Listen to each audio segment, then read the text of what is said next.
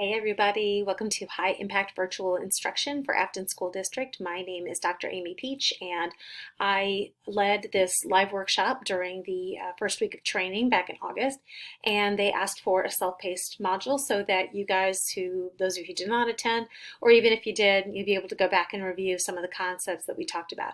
The original training lasted almost the full 3 hours, so it was very intense. There was a lot of Q&A back and forth as we went through the entire unit.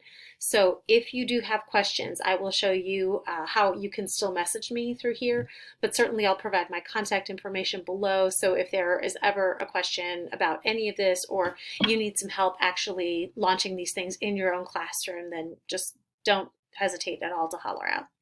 So I'm going to tell you just real briefly a little bit about me. I started teaching in was 2000 now, a while ago. My background's in social studies, so it's history, government, economics, con law, everything basically. I taught in public, private, and online environments, and I teach this now. I'll provide my LinkedIn bio. Basically, it looks like 7 teachers threw up on it. I just kind of went wherever the technology took me, all the way up to teaching where I am now, which is with graduate students, mostly masters and doctoral candidates. So I kind of run the gamut with all this stuff.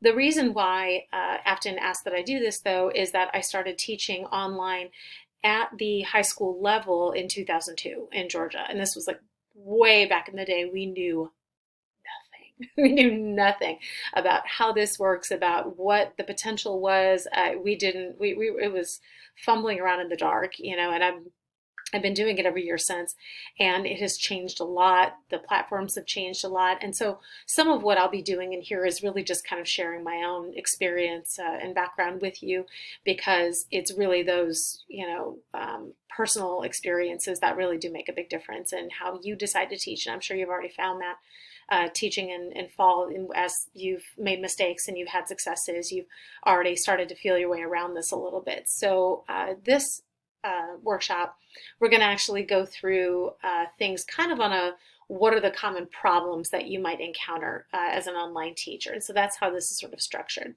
So the first thing I want to do is just let you know, to receive credit for this, you will need to go, as you can see here in this first unit, there is a welcome to the instruction you've already found, the course navigation. There is a screen recording of the full live workshop that I think I cut out a lot of the intro stuff, so it's only like 2 hours. But if you do want to go back and see that, and you see other people have questions and we kind of go back and forth, you're more than welcome to view that as well, just kind of for your own information. But I also need you to actually download the checklist here, and right below is the self-paced high impact review checklist, that if you download it, keep it on another file, you can upload it to Google Drive or whatever. You can print it out and just write it out by hand if you like. But what you'll need to do as you go through each of these topics is to kind of review. I'll show you what it looks like here. Oops, sorry. Should be at the beginning. Let's try to get all the way to the top here. All right, so you will see basically every feature that we talk about in here, and it's broken down by our different topic themes. And so these are kind of in the general order that we talk about in the workshop, but if you want to jump around a little bit and go through these that way, it's totally fine. So as we go through each one of these features, what I want you to do is kind of keep track of, hey, that's something I'd actually like to try, during my time, with this workshop. Or no, that's not really it. I'm not really, it sounds cool, but I'm going to do this for spring. So what I want you to do there is actually jot down a date. It's not something anybody's going to hold you to, but if you put this in your calendar as a little reminder, say in, October, November, December, January, you remember that it's too easy to let things go during training after you've seen them, and then you just completely forget about it. You forget about how useful it could be. So if you jot down that date, then at the end, you'll be able to go into your calendar, just write a little reminder on that date, say, hey, I want to go back and look at this again. And then that'll give you a chance to be sure that you're staying on top of some of the more advanced features. It might not be for you. This might be something that does not make any sense. And I talk to you about this a lot. Everybody's at a different grade level in a different topic area. And this might be something that's not particularly pertinent for you. But then I also want you to jot down the class, the topic, or the unit if you are trying it during your training time, or if you're going to review it later, just for your own reference, go ahead and write it down, the class and the topic that you think you'd like to do. And then at the end, in order to receive credit, you'll just submit this as a, sort of exit ticket, basically. Okay, so go ahead and keep that handy, sorry, as we're going through all of this. And I'm just going to show you real quickly the sort of the layout of the class. You will not see this. You have a student view. I have the instructor view, so I did leave some of these visible, but you can see that the menu's pretty streamlined from your view. It's really just mostly the modules and then people and grades, but everything else should be pretty well blocked for you. So if you just stay in modules and you move through, one after the other, you'll kind of be able to get the gist of this.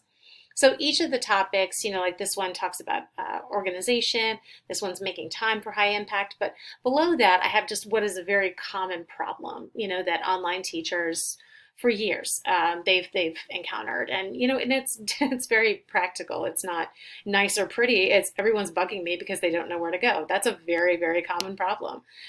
These features are awesome, but I do not have time for this crap right now. I just don't, and that's a common complaint everywhere. The students aren't giving me quite what I want. They're getting close, but it's still not the level that I'm looking for. The students need personalized learning options. I need to, give them what they actually want to learn, or I've got an IEP, I've got something very specific for certain individuals that I have to accommodate.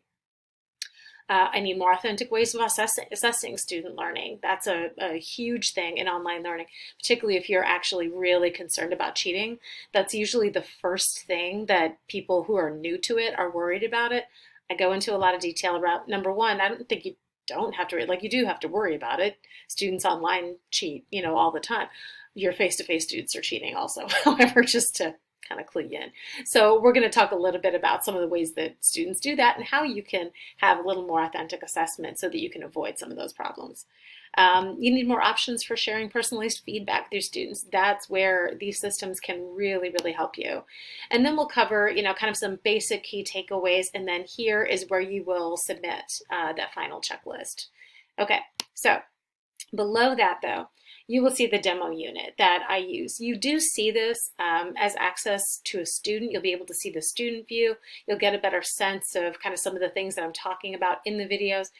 But if you do want to really just play around with this, or if you want to copy some of the code or some of the different things that I have in here, just let me know, and I'm happy to copy this unit over into whatever sandbox shell you have, or a master shell. Everybody calls it something different at different institutions, but if you have a shell that you get to play around with all the time, or if you want it loaded into a live class as an unpublished module and you want to mess with it there, totally fine. I'm more than happy to share all of that information. So just to let you know, if you go down to, not help, if you go to your inbox, and I'm sure you guys have already encountered this, but just to let you know from here, if you create your message and then you select the course that you're in, actually this one's fine because I'm already here, but you will be able to see this course as one of your listings. Go ahead and message me and say, hey, I want a copy of this unit, or I have a question, I'm not really sure exactly how to do this, or how did you use this feature? How would that work, within my own class? Go ahead and, you're more than welcome to add any questions or request anything at all out of this that you would like. I think that's really all I had. Just if there were any, I will have some rough time estimates for each of the topics. So like I said, I did them in order, so I do reference back to things occasionally, but that doesn't mean that you can't skip around and jump around as is necessary, for you and where you are. So best of luck in all of this. And if, again, any questions, anything that I can help with at all, always happy to jump on a Zoom call. I always answer tweets. I'm on social media everywhere, so I'm more than happy to answer any questions that you have, but I'm sure you guys are going to be fantastic, and just let me know if there's anything I can do. So best of luck to you.